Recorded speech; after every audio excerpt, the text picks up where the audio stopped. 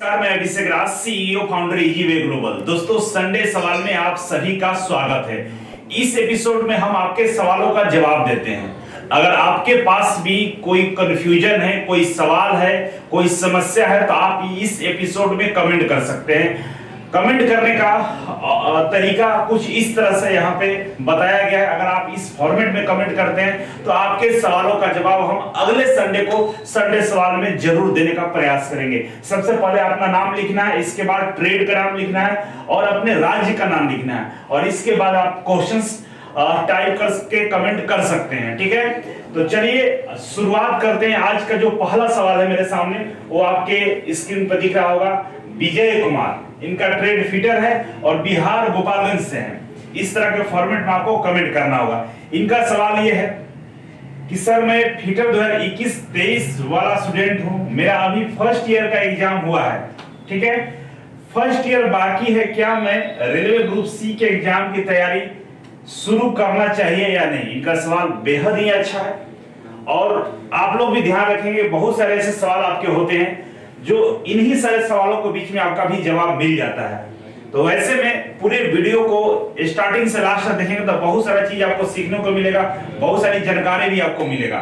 जैसा कि विजय कुमार जी का सवाल है कि इन्होंने आईटीआई फिटर से कर रहा है और 21-23 सेशन है, 1 साल इनका कंप्लीट हो गया है। तो पूछ रहे हैं क्या रेलवे ड्राइवर के लिए या एलपी के लिए, मतलब जो भी गवर्नमेंट जॉब है उसका तैयारी अभी से शुरुआत करूं या नहीं? चलिए मैं आपको बताने का प्रयास करता हूं। सबसे पहले अगर आप आईटीआई कर रहे हैं तो आपका एक मोटो यही है कि हमको नौकरी मिलनी चाहिए, गवर्नमेंट नौकरी मिले। और गवर्नमेंट एग्जाम आईटीआई के बेस पे जितने भी गवर्नमेंट एग्जाम होते हैं उन सभी एग्जाम में आईटीआई के ट्रेड थ्योरी से, फिटर ट्रेड थ्योरी से आपके 70% एवरेज क्वेश्चन पूछे जाते हैं। और खासकर हम बात करें रेलवे का, जैसा कि आप बता रहे हैं ग्रुप सी रेलवे के बारे में आप जिक्र किए हैं, तो रेलवे में आईटीआई के सब्जेक्ट का काफी इंपॉर्टेंस है, क्योंकि रेलवे में टेक्निकल का एक अलग पेपर होता है। सीबीटी 2 के पार्ट बी में रेलवे 75 क्वेश्चंस आपके ट्रेड थ्योरी से पूछता है, और पार्ट ए सीबीटी 2 के पार्ट ए में जिससे मेरिट लिस्ट बनती है, वहां पे इंजीनियरिंग ड्राइंग से 20 से 25 क्वेश्चन पूछे जाते हैं, और बेसिक साइंस से जो वर्कशॉप एंड कैलकुलेशन आपका जो किताब है, जो सब्जेक्ट है, उससे भी 20 क्वेश्चन पूछे जाते हैं। टोटल इंजीनियरिंग ड्राइंग और बेसिक साइंस मिलाकर 40 क्वेश्चन पूछे जाते हैं। तो ऐसे में आपके लिए मेरा ये सुझाव है कि आप तैयारी में लगे रहिए, तैयारी करते रहिए, क्योंकि जैसे आप आईटीआई कंप्लीट करेंगे तो आपको ज्यादा टाइम नहीं लगेगा, कोई भी एग्जाम को आसानी से आप क्रैक कर लेंगे, क्योंकि पहले से आप पढ़े हैं और सब चीज पहले से पता हो कि जो भी गवर्नमेंट एग्जाम है वहां पे ट्रेड थ्योरी से प्रश्न पूछे जाते हैं 70%, इंजीनियरिंग ड्राइंग से क्वेश्चंस आते हैं, वर्कशॉप कैलकुलेशन से क्वेश्चंस आते हैं। तो क्यों ना अभी से हम तैयारी में लग जाएं। तो विजय जी, मेरा सलाह है कि आप तैयारी में लग जाइए दिलो जान से। और अगर आप मेरा कोचिंग ज्वाइन करना चाहते हैं तो ऑनलाइन भी अवेलेबल है, आप ऑनलाइन भी ट्रेड थ्योरी को परचेज करके अभी से शुरुआत कर सकते हैं। तो चलिए दूसरे सवाल पर हम चलते हैं। दूसरा सवाल है शिवम कुमार, इनका ट्रेड इलेक्ट्रॉनिक्स मैकेनिक्स है और एससीबीटी से, इनका भी राज्य बिहार है। इन्होंने पूछा है कि डीआरडीओ का फॉर्म फिल किया है, लेकिन उसमें स्टेट का इनकम का सर्टिफिकेट लगा दिया है, स्टेट का इनकम का सर्टिफिकेट लगा दिया है, और आईटीआई का जो मार्कशीट अपलोड किया है उसमें प्रिंसिपल का सिग्नेचर नहीं है, और एग्जाम रिजल्ट डेट गलती दे दिया है। क्या फॉर्म रिजेक्ट हो जाएगा? मतलब भारी समस्या इनके साथ, सब चीज ही गलत डाले हैं।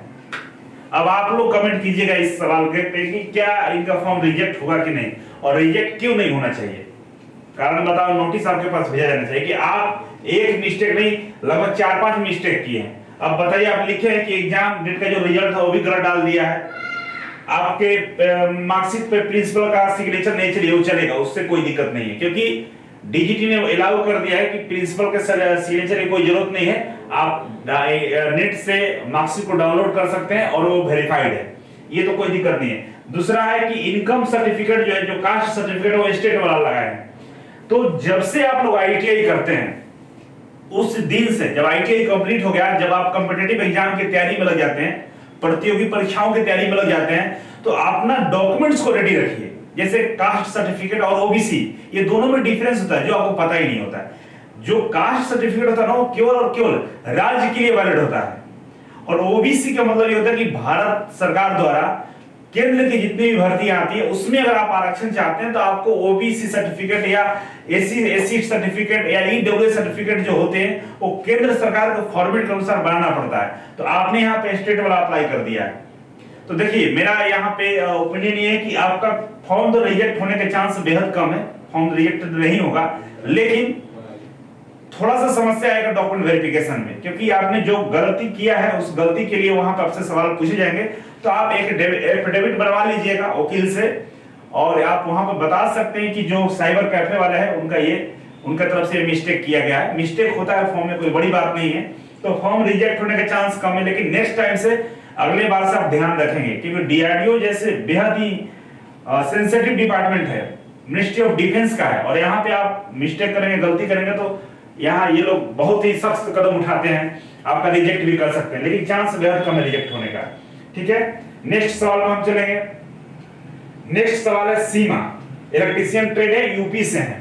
इन्होंने सवाल किया है कि डीआरडीओ और यूपीपीसीएल के लिए किस तरीके से प्रिपरेशन करें कि सिलेक्ट हो जाए। Sir please help me. Seema ji का जो सवाल है उस पर हम कहना ये चाहेंगे कि तैयारी कोई भी नौकरी हो, गवर्नमेंट सरकारी कोई भी नौकरी हो, उसका एक ही फंडा होता है, क्वेश्चन का प्रैक्टिस करना।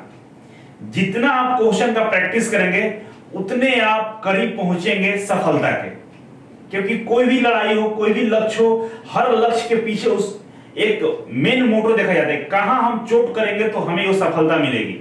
जैसे अगर आपको नौकरी चाहिए होगा, सरकारी नौकरी, तो ध्यान दीजिएगा सरकारी नौकरी कैसे मिलता है, क्वेश्चन को सोल्व करने से। कौन सा क्वेश्चन, मल्टीपल चॉइस क्वेश्चन, जिसमें 4 ऑप्शंस होते हैं और एक ऑप्शन सही होता है। और इस बात का ध्यान जरूर रखें कि कितना भी आप थ्योरी पढ़ेंगे, थ्योरी पढ़ के क्वेश्चंस लगा देंगे ये संभव नहीं है। तो थ्योरी बहुत कम पढ़िए, एक बार पढ़ के नोट्स बना लीजिए, और इसके बाद मैक्सिमम जो समय है क्वेश्चन प्रैक्टिस पे दीजिए, क्योंकि सवाल जो पूछा जाता है ना तो बिल्कुल उलझन वाला पूछा जाता है, और ऑप्शन इस तरह से दिया जाता है कि 2-3 ऑप्शन आपको सही लगते हैं। तो वैसे में जो बच्चा क्वेश्चन का प्रैक्टिस करेगा उसका सफलता निश्चित है। एक रीजन और है, एग्जाम में आपको एक पर्टिकुलर टाइम में क्वेश्चन को सोल्व करना होता है, तो आपका माइंड है ना क्विक रिस्पॉन्स वाला होना चाहिए। क्विक रिस्पॉन्स वाला कैसे होगा, आपके साथ मात्र 40 सेकंड का टाइम है और 40 सेकंड में एक क्वेश्चन को सोल्व करना है, 4 ऑप्शन है, तो वहां पे बहुत ज्यादा टाइम नहीं कि आप सोचेंगे, वहां पे आपका प्रैक्टिस ही काम आएगा। जैसे क्वेश्चंस पढ़े और प्रैक्टिस किए रहेंगे तो आपका माइंड तुरंत क्विक रिस्पॉन्स करेगा और आप आंसर को सिलेक्ट कर लेंगे। लेकिन वही अगर आप प्रैक्टिस नहीं किए रहे, केवल थ्योरी पढ़ के जाएंगे तो आप उलझ जाएंगे, आप सोचने पर विवश हो जाएंगे कौन सा ऑप्शन सही हो सकता है, तो फिर वैसे में आपका सिलेक्शन नहीं हो पाएगा। तो सीमा जी और उनके साथ जितने भी आप लोग मेरे को सुन रहे हैं, आप लोग इस बात को लिख लीजिए अपने माइंड में कि मुझे अगर नौकरी चाहिए तो क्वेश्चन का प्रैक्टिस करना पड़ेगा, और प्रिंट आउट से पढ़ना बंद कर दीजिए। बहुत कॉल आते हैं, सर प्रिंट आउट नहीं निकाल पा रहे हैं, डाउनलोड नहीं हो रहा है, महामूर्ख महा बेवकूफी वाला काम कर रहे हैं। अभी आपको 2 साल और लगेगा तैयारी करने में। थ्योरी चाट के क्या करेंगे, प्रिंट आउट 2000 पेज का प्रिंट आउट निकल जाएगा, क्या करेंगे 2000 प्रिंट आउट। और प्रिंट आउट से पढ़ने वाले बच्चों से पूछ लीजिएगा, कभी 10 या 50 पेज के ज्यादा नहीं पढ़ पाते होंगे, लेकिन जो सेल्फ नोट्स बनाता है ना 2000 पेज को 100 पेज में कस्टमाइज कर लेगा, और उससे फायदा ये होगा कि तुरंत रिवीजन हो जाएगा। और क्वेश्चन लगातार प्रैक्टिस कर रहे हैं, एकदम धुआंधार प्रैक्टिस चल रही है, एक दिन में 200 क्वेश्चन का प्रैक्टिस कर रहे हैं, 300 क्वेश्चन का प्रैक्टिस कर रहे हैं, फिर दुनिया में कोई ताकत आपको नहीं रोक सकता। जिस एग्जाम में बैठे वो एग्जाम क्वालिफाई कर जाएंगे।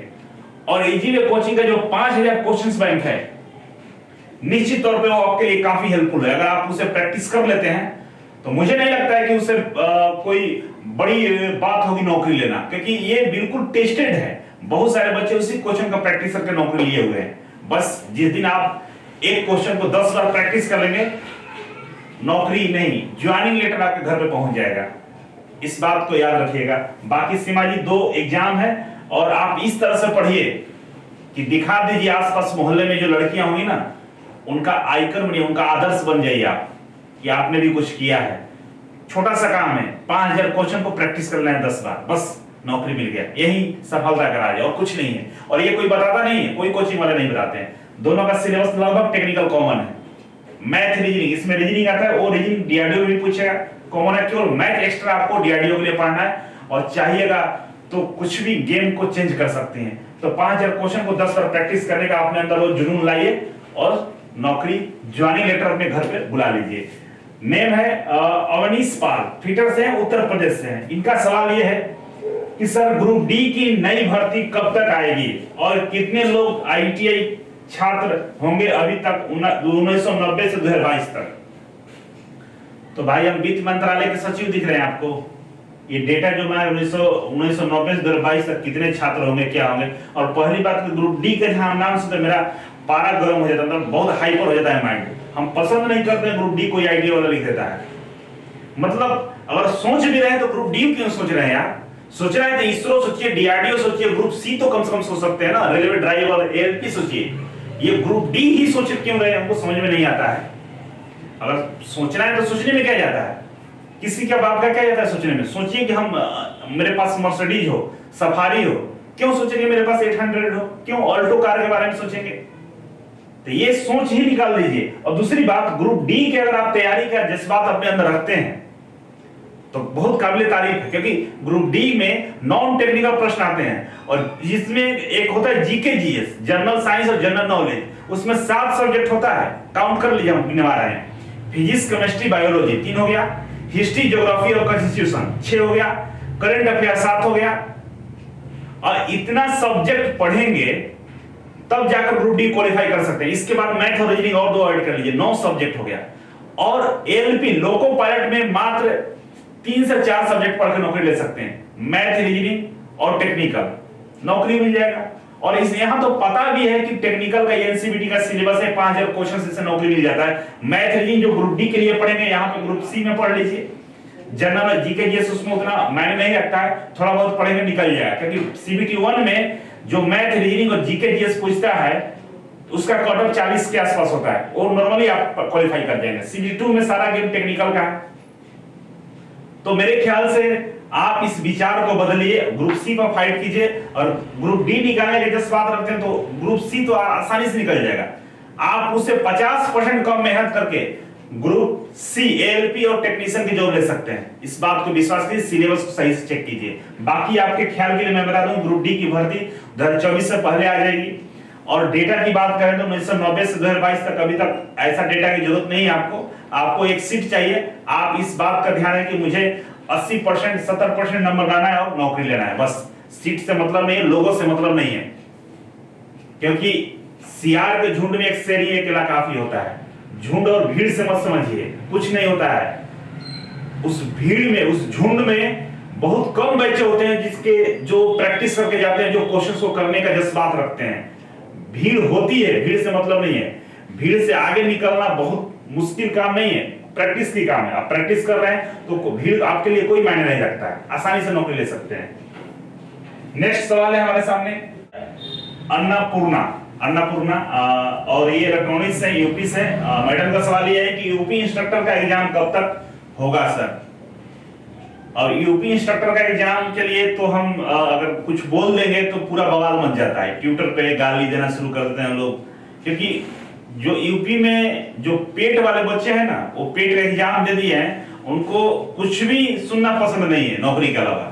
जबकि सच्चाई है कि यूपी में जो भर्ती निकाली गई थी, जिसको स्थगित किया गया है, वो शायद ही हो पाए। क्योंकि अब यूपी गवर्नमेंट की तरफ से एक और लेटर आया जिस पर हम कल वीडियो अपलोड करने वाला है। बताया गया कि जो सेवा नियोजन पोर्टल है उसके माध्यम से कॉन्ट्रैक्ट बेस पर इंस्ट्रक्टर रखे जाएंगे। जिम पोर्टल ऐसा कुछ करके नाम है। और जब कॉन्ट्रैक्ट पर रखने के लिए सरकार आदेश जारी किया है तो मुझे नहीं लगता है कि जो परमानेंट भर्ती होने वाली है वो फिलहाल हो पाएगी। वैसे बहुत सारे सरकार के जो ऑफिसर्स लोग हैं वो बता रहे हैं कि ऐसे तो वो बता रहे हैं अगस्त में ही हम एग्जाम लेंगे, लेकिन अभी तक ये सितंबर भी गायब हो गया, अक्टूबर स्टार्ट हो गया है। तो भगवान भरोसे है। कुल मिलाकर आप यूपी गवर्नमेंट के इंस्ट्रक्टर एग्जाम के लिए आप बैठे ना रहें। आप इलेक्ट्रॉनिक्स से हैं तो बहुत सारे भर्ती आई हुई है, उस पर फोकस कीजिए, नौकरी ले लीजिए। ये सीटीआई के चक्कर में पड़िएगा, हमें नहीं लगता कि कुछ होने वाला है। अगर होता है तो बहुत अच्छा, लेकिन डिपेंड मत रहिए। और आई होप, मुझे लगता है कि इस साल के लास्ट तक अगर कुछ होता है तो हो जाएगा, नहीं तो अदरवाइज नहीं होने वाला। क्योंकि 2016, 2015 की भी भर्ती लंबित है, इंटरव्यू नहीं हुआ उसका। और 2000 जो ये 2022 में भर्ती निकाली गई थी, इसका होने की जो संभावना बताया जा रहा है इसमें भी संशय है, तो इसमें कुछ कहा नहीं जा सकता है। आप थोड़ा सा इस चीजों को ऊपर उठकर आप जो लेटेस्ट जो भर्ती आ रही है उस पर ध्यान देने का प्रयास करें। नेक्स्ट है कमल निषाद, इनका ट्रेड फिटर है, यूपी से है। इन्होंने पूछा है कि सर अब कितना कट ऑफ जाएगा आईटीआई और सीसीए वालों का। सीसीए वाला वही मतलब अप्रेंटिसशिप वालों शायद कुछ ऐसा होता है इनका। देखिए कट ऑफ की बात करें तो आप ये चीज देखकर तैयारी न करें कि कट ऑफ कितना जाएगा। मानकर चलिए कि 70 से 80% नंबर आपको एग्जाम में लाना है, सीट भले कितना हो, सीट 4 हो 200 हो 1000 हो, उससे मतलब मत रखिए। 70 से 80% लाने का प्रयास कीजिए, उस लेवल का प्रैक्टिस कीजिए, उस लेवल का क्वेश्चंस को सोल्व कीजिए और आपका नौकरी मिल जाएगा। तो शायद आपको ये कट ऑफ की टेंशन नहीं रहेगा, क्योंकि अगर हम मैं बोल भी दूं कि 50 कट ऑफ जाएगा 60 जाएगा, तो ये cut off actual cut off नहीं होता है, क्योंकि वो वैरी करेगा। नए नए लोग आ रहे हैं, भीड़ बढ़ता है, बहुत सारे बच्चे अवेयर हो रहे हैं, दिन रात पढ़ाई कर रहे हैं, तो कट ऑफ ऊपर नीचे हो सकता है। लेकिन अगर आप 70 से 80% नंबर के बीच में अपना मार्क्स स्कोर करते हैं प्रैक्टिस में, तो डेफिनेटली आपको नौकरी का चांस बन सकता है। नेक्स्ट सवाल है राकेश कुमार का, फिटर है छत्तीसगढ़ से। इन्होंने क्वेश्चन किया कि सर मैंने कोल इंडिया लिमिटेड से अप्रेंटिसशिप करी है बहुत, बट मुझे अदर सेक्टर में इसका बेनिफिट नहीं मिल रहा है।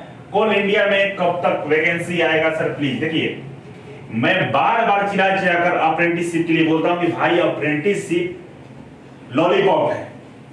आपको दिखता बहुत अच्छा है कि अप्रेंटिसशिप आया कोल इंडिया से, बीएचएल से, इसरो से, आईयूसीएल से हम कर लें, होता उससे कुछ नहीं है। आप जहां से अप्रेंटिसशिप करेंगे वहीं बेनिफिट मिलता है। ये मैं कई बार बोल चुका हूं, और ये जो राकेश कुमार लिखे भी है कि सर कहीं नहीं मिलेगा, केवल वहीं पे मिलेगा। तो अप्रेंटिसशिप पर ज्यादा डिपेंड नहीं रहना। अगर आप पढ़ाई कर चुके हैं, केवल प्रैक्टिस कर रहे हैं नौकरी के लिए, केवल क्वेश्चंस का प्रैक्टिस करना है, तब अप्रेंटिसशिप में चले जाइए। लेकिन आईटीआई करने के तुरंत बाद अप्रेंटिसशिप करने जाते हैं, तो अप्रेंटिसशिप उन बच्चों के लिए नहीं बनाया गया जो गवर्नमेंट जॉब की तैयारी करते हैं, उन बच्चों के लिए जो प्राइवेट सेक्टर में जाना चाहते हैं। अप्रेंटिसशिप करके कहीं दिखाएंगे तो हो सकता है सैलरी मिल जाए, हो सकता है कुछ इनके अंदर स्किल डेवलप हो जाए। लेकिन गवर्नमेंट जॉब के लिए सीरियस हैं तो एक साल बर्बाद नहीं करना अप्रेंटिसशिप करके। और बहुत सारे यूट्यूबर हैं जो वीडियो लगातार अप्रेंटिसशिप इधर जॉब उधर जॉब बनाते रहते हैं, उनका चैनल को चलाना है उनको, ठीक है ना। और चैनल का डेली का वीडियो चाहिए होगा, वो कुछ भी बना देते हैं, बच्चों को डाइवर्ट कर देते हैं। लेकिन आप लोग भी तो गलती करते हैं, उस चैनल के क्यों देखते हैं? जो वेरीफाइड चैनल है, जो आईटीआई बच्चों के लिए कुछ कर रहा है, गवर्नमेंट जॉब की तैयारी कर रहा है, उनके लिए बहुत सारे स्टडी मटेरियल तमाम बच्चों में सिलेक्शन ले रहे हैं, उन टीचर्स को ध्यान रखें, उनके जो डायरेक्टर हैं, उनके जो चलाने वाले लोग हैं, उनकी बातों को सुनिए। ये नहीं कि यूट्यूबर को सुन रहे हैं। हम यूट्यूबर नहीं है, यूट्यूब पर हमारी मजबूरी है आप लोगों के बीच में आकर बच्चों को गाइड करना, ना कि यूट्यूब हम पैसे के लिए नहीं काम करते हैं कि यूट्यूब हम काम करें, यूट्यूब से पैसे आ रहे हैं, नहीं, बिल्कुल नहीं। तो हम जो इन्फॉर्मेशन देंगे बिल्कुल सटीक और सही बताएंगे। बाकी आप किसी के बहकावे में अप्रेंटिसशिप करने चले जाते हैं, आपका नुकसान होता है। अब देखिए ये राकेश कुमार ही अप्रेंटिसशिप करके बैठे हुए इंतजार कर रहे हैं कोल इंडिया की भर्ती आएगी तो फायदा मिलेगा, और एक तो माइंड में ऐसे निगेटिव घुस गया कि कोल इंडिया का आएगा तब अप्रेंटिसशिप का फायदा मिलेगा, मतलब एक साल खराब हो गया। तो अगर आपका तैयारी अच्छा लेवल का है, बढ़िया प्रैक्टिस चल रहा है, कोई दिक्कत नहीं, तो आप अप्रेंटिसशिप में जाइए। लेकिन बिना तैयारी का अप्रेंटिसशिप में गए 2 साल तो ऐसे बर्बाद किए, 1 साल और बर्बाद करेंगे, इसके बाद पढ़ने का मन नहीं करेगा। तो आपके लिए राकेश जी है कि कोल इंडिया की भर्ती हमेशा आती है, चिंतित होने की कोई बात नहीं, जब आएगा तो आपको मौका मिल जाएगा। तो आप तैयारी में लगे रहिए और इसको भूल जाइए कि अप्रेंटिसशिप कोल इंडिया से की है, आएगा जब देख लीजिएगा। लेकिन क्योंकि अप्रेंटिसशिप करने वालों को भी ऐसा नहीं है कि वहां नौकरी फ्री में मिल जाएगा, वहां भी आपको रिटन एग्जाम देना पड़ेगा। रिटन एग्जाम क्वालिफाई करेंगे तो आपको इसका बेनिफिट मिलेगा अप्रेंटिसशिप का। तो फिर पढ़ना तो है ही, इसीलिए इसको भूलकर पढ़ाई पर ध्यान दीजिए। डीआरडीओ बार रिलेवेंट तमाम भर्ती आने वाली है, उसमें कहीं ना कहीं अगर आपका लक चांस साथ देता है तो नौकरी हो जाएगा, तो इससे आप दूर हटिए। नेक्स्ट सवाल है हमारा सूरज एमएमबी से उत्तर प्रदेश से। इन्होंने लिखा है कि सर इस साल रेलवे अप्रेंटिसशिप मेरिट लिस्ट में नाम आने पर यदि किसी कारण से ज्वाइन नहीं करते हैं तो क्या रेलवे अप्रेंटिसशिप में अप्लाई कर सकते हैं आगे? जिस बात का चर्चा हम कर रहे थे उसी बात में ये हमारे सूरज जी फंसे हुए हैं। देखिए एमएमबी से है तो आपके लिए भी थोड़ा सा कम अपॉर्चुनिटी है बहुत जगह। अप्रेंटिसशिप अगर आप करना चाहे तो कीजिए, क्योंकि आपको हम मना नहीं करेंगे, एमएमबी वाले करें, क्योंकि गवर्नमेंट जॉब बहुत कम होता है इन लोगों का। लेकिन ध्यान रखिएगा कि जो आप सवाल पूछे हैं कि रेलवे में अप्रेंटिसशिप में नाम क्या आने पर यदि आपने ज्वाइन नहीं किया, देखिए अप्रेंटिसशिप नंबर जब तक नहीं मिला है तब तक आप फॉर्म अप्लाई कर सकते कहीं भी और दोबारा से अप्रेंटिसशिप हो जाएगा। लेकिन अगर मेरिट लिस्ट में नाम आ गया, आपने वहां ज्वाइनिंग कर लिया, अप्रेंटिसशिप नंबर रजिस्ट्रेशन नंबर मिल गया, फिर इसके बाद दोबारा अप्रेंटिसशिप आप कहीं से फॉर्म अप्लाई नहीं कर सकते हैं। तो फिलहाल आप अगर ज्वाइन नहीं किया हो तो आपको अप्रेंटिसशिप रजिस्ट्रेशन नंबर जनरेट भी नहीं किया गया होगा, तो आप दोबारा से फॉर्म भर सकते हैं, कोई दिक्कत नहीं होगा। नेक्स्ट है मिथुन कुमार, ये बिहार से ट्रेड फिटर है। इन्होंने क्वेश्चन से लिखा कि सर मैंने 10 प्लस ITI पास हूं, क्या मैं LP से सिर्फ टेक्नीशियन में भर सकता हूं या फिर दोनों में? देखिए अगर आप 10 प्लस ITI किए तो दोनों में भर सकते हैं, LP और टेक्नीशियन दोनों में भर सकते हैं, कोई दिक्कत नहीं है, बस तैयारी में लग रही है। और इन्होंने जो लोगो लगाया है इंडियन रेलवे का बहुत अच्छा है, जो चीज चाहते हैं ना उसको हर जगह लगा के रखिए, बहुत अच्छा फील होगा। और अगर दिल से चाहें किसी चीज को तो मिलता जरूर है। रेलवे का इन्होंने लगाया और क्वेश्चंस भी यही है कि मुझे रेलवे में जाना है, तो डेफिनेटली भगवान इनका मदद करेंगे। और आई होप, मेरा आशीर्वाद है, शुभकामनाएं, आपको मिलेगा नौकरी जरूर, आइएगा मिठाई खिलाने। नेक्स्ट है परवीन यदुवंशी का, इनका सेशन 21-23 है, बिहार से है, चंपारण से। और क्वेश्चन ये है कि 10th के बाद फिटर ट्रेड से ITI कर रहे हैं और इनका 12th नहीं किया है, ITI के बाद 12th करूं या polytechnic for government job, age है 17 साल, ये सलाह ले रहे हैं। देखिए प्रवीण जी 12th मत कीजिए, ITI के बाद अगर आप पॉलिटेक्निक करने का विचार रखते हैं पॉलिटेक्निक कर लीजिए, क्योंकि अभी एज आपका 17 साल ही है। और पॉलिटेक्निक करने से फायदा ये होगा कि ITI पर जॉब मिल जाएगा आपको और पॉलिटेक्निक से प्रमोशन होकर आप JEE बन जाइएगा। लेकिन वहीं 12th कीजिएगा तो 12th का बहुत ज्यादा स्कोप नहीं होता है, ITI 10th plus ITI plus 12th भी है, हो सकता है इसरो वगैरह में मौका मिल जाए। अब धीरे धीरे बहुत सारी कंपनी जो इसरो IOCL वगैरह थी 12th मांगती थी, लेकिन धीरे धीरे नहीं मांग रही है। जैसे DRDO का वैकेंसी आया, इसमें 10 प्लस ITI मांगा है, 12th नहीं मांगा है। तो 12th केवल और केवल PSU में काम आता है। अगर आप पॉलिटेक्निक किए रहेंगे तो आपका फ्यूचर ज्यादा बेटर रहेगा। तो आप ITI के बेस पर तैयारी में भी सलाह दिए, पॉलिटेक्निक साथ में कीजिए और कोशिश कीजिए कि ITI से नौकरी लेकर प्रमोशन में आपका काम हो जाएगा पॉलिटेक्निक से। तो पॉलिटेक्निक यहाँ पे आपके लिए बेटर चॉइस है, क्योंकि आपका एज जो है उसके अकॉर्डिंग मैं बता रहा हूँ। टेक्निकल कहीं आगे फॉरवर्ड कीजिए, पॉलिटेक्निक बाद बीटेक कर लीजिए, ज्यादा बेटर हो जाएगा। और तो टेक्निकल कहीं आगे आप लेकर चलिए, ठीक है। नेक्स्ट सवाल है हमारे पास, बहुत ही अच्छा ये स्टूडेंट है दीपक यादव, लिखे प्रणाम सर, बिल्कुल प्रणाम आपको भी, बिहार फिटर से हैं। और इनका सवाल है दो तीन सवाल है। पहला सवाल है, सर हमको ट्रेड का स्टडी करना है लेकिन स्टार्ट कहां से करें समझ नहीं आ रहा है, इसका जवाब देते हैं। स्टार्ट कहां से करना है, इसका जवाब ये है कि पहला चैप्टर एनसीईआरटी का सिलेबस निकालिए, पहला कौन सा चैप्टर है उसको पढ़िए, स्टार्ट वहीं से करना है। ये नहीं कि कोई भी चैप्टर उठा के पढ़ रहे हैं तो फिर दिक्कत ये होगा कि बेसिक नहीं समझ में आएगा। तो बेसिक को पहले ठीक करना है, तब जाकर आपका एडवांस ठीक हो जाएगा। तो एनसीईआरटी का सिलेबस निकालिए, चाहे कहीं से आप IITA का सिलेबस निकालिए, जो पहला चैप्टर है सीक्वेंस वाइज पढ़ लीजिए। अगर आप इजी में कोचिंग ज्वाइन किए होंगे तो जो सर पढ़ा रहे हैं फिटर वाले सर सीक्वेंस में, उसी सीक्वेंस को फॉलो कीजिए, आपको आपके लिए बेहतर होगा। नेक्स्ट है कि आप बोलते हैं कि 5000 क्वेश्चंस है तो हमको चाहिए क्वेश्चंस, कहां मिलेगा? बहुत अच्छा सवाल है। आपको 5000 क्वेश्चन चाहिए दीपक जी, तो क्वेश्चंस हम लोग 5000 क्वेश्चंस जो हम लोग ऑनलाइन क्लासेस दे रहे हैं उसी के साथ इनबिल्ट किए हुए हैं, अलग से नहीं देते हैं क्वेश्चंस।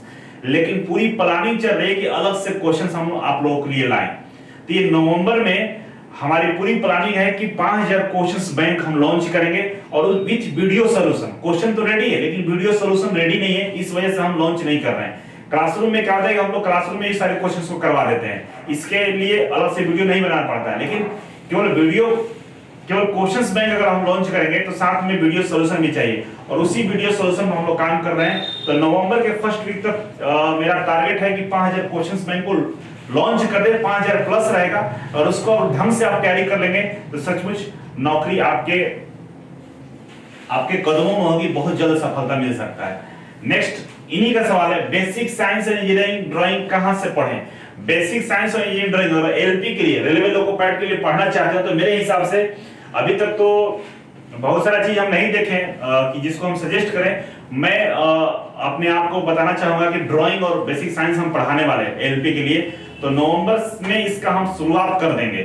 तो मैं चाहूंगा कि आप एक बार मुझसे पढ़ के देखिएगा, बाकी अगर आपके नजर में कोई बेहतर होंगे तो पढ़िएगा, लेकिन एक बार मेरा डेमो क्लासेस वगैरह जरूर YouTube पे देखिएगा। हम ड्राइंग के हम क्लास बहुत जल्द लेकर आने वाले हैं, नवंबर में स्टार्ट कर देंगे। और मेरा गारंटी रहेगा कि जो 40 क्वेश्चंस आते हैं बेसिक साइंस और इंजीनियरिंग ड्राइंग मिलाकर, उसमें से 40 में 80 से 90% क्वेश्चंस मेरे पढ़ाए हुए में से रहेगा। इस बात की हम गारंटी दे सकते हैं, क्योंकि जो चीज हम लोगों ने आईटीआई के फील्ड में जितना रिसर्च किया, जितना मेहनत किया है, तो शायद किसी ने किया होगा, क्योंकि इजी वे जो कोचिंग है केवल आईटीआई छात्रों के लिए है। तो समझ सकते हैं किस लेवल का रिसर्च हम लोग करते होंगे। तो आई होप कि दीपक जी पूरे सवाल का जवाब आप समझ गए होंगे। नेक्स्ट हम सवाल लेते हैं। नेक्स्ट सवाल है ललित यादव, इलेक्ट्रीशियंस है, उत्तर प्रदेश से। इनका सवाल बहुत लंबा चौड़ा है, पढ़ने का प्रयास करते हैं। क्या लिखा है इन्होंने? लिखे हैं कि सर मैंने इस ईयर आईटीआई फाइनल किया है, गवर्नमेंट कॉलेज से 90% मार्क्स है, कांग्रेचुलेशन। सबसे पहले मेरा कॉलेज में कुछ भी पढ़ाया नहीं गया था, मेरी ट्रेड थ्योरी बहुत वीक है, इस अच्छे करने में आईटीआई के बेस पर सरकारी जॉब के प्रिपरेशन करना चाहता हूं, मेरी हेल्प कर दो ट्रेड थ्योरी का अच्छा करने के लिए, और आईटीआई के बेस पर एग्जाम का प्रिपरेशन करने के लिए मुझे गवर्नमेंट जॉब की प्रिपरेशन करना है। तो आपका सवाल ही कुछ नहीं है, बस सवाल ये कि हम अपने सरकारी नौकरी का तैयारी कैसे करें, अपने ट्रेड को मजबूत कैसे करें। तो कुछ नहीं करना है, आप क्वेश्चंस का प्रैक्टिस कीजिए। अगर सेल्फ स्टडी करना चाहते हैं सेल्फ स्टडी करके ही कीजिए। अगर आप मेरा मदद कोई चाहते हैं तो आप इजी वे कोचिंग को ज्वाइन कर सकते हैं, और इजी वे कोचिंग के माध्यम से आप अपना तैयारी को अंतिम रूप दे सकते हैं और नौकरी ले सकते हैं। तो आई होप कि अगर आप मेरा मदद चाहते होंगे तो इजी वे कोचिंग जरूर ज्वाइन करेंगे। चलिए आगे बढ़ते हैं। खत्म हो गया सवाल, इतना ही था। तो आपके मन में भी बहुत सारे सवाल होंगे जिसका जवाब चाहते होंगे, या ये जो मैं क्वेश्चंस का जवाब दिया इसमें भी आपका सवाल होगा और आपको जवाब मिल चुका होगा। तो इस एपिसोड को आप बच्चों तक पहुंचाइए, जो आईटीआई के बच्चे जो भटके हुए हैं, जिनको मिसगाइड कर दिया जाता है। बहुत सारे यूट्यूबर हैं जो उनको गलत रास्ते पर भेज देते हैं व्यू के चक्कर में, तो उन तक इस सारे वीडियो को पहुंचाना आपकी जिम्मेवारी है। और उन बच्चों को दिल की गहराइयों से बहुत बहुत धन्यवाद जो इस वीडियो को लाइक करते हैं और शेयर करते हैं। भगवान उनसे हमेशा खुश रखे, उनको सफल बनाए, और आप समाज में जागरूकता फैलाने का काम करें। वीडियो के माध्यम से, अपने विचारों के माध्यम से अपने जो जूनियर है उनको बताएं कि सही क्या है, गलत क्या है। कभी किसी के बारे में या किसी को गलत रास्ते पर ना भेजें। तो चलिए आज के लिए इतना ही था, फिर मिलेंगे इसी एपिसोड में अगले संडे को। आज के लिए इतना ही था। Thank you so much.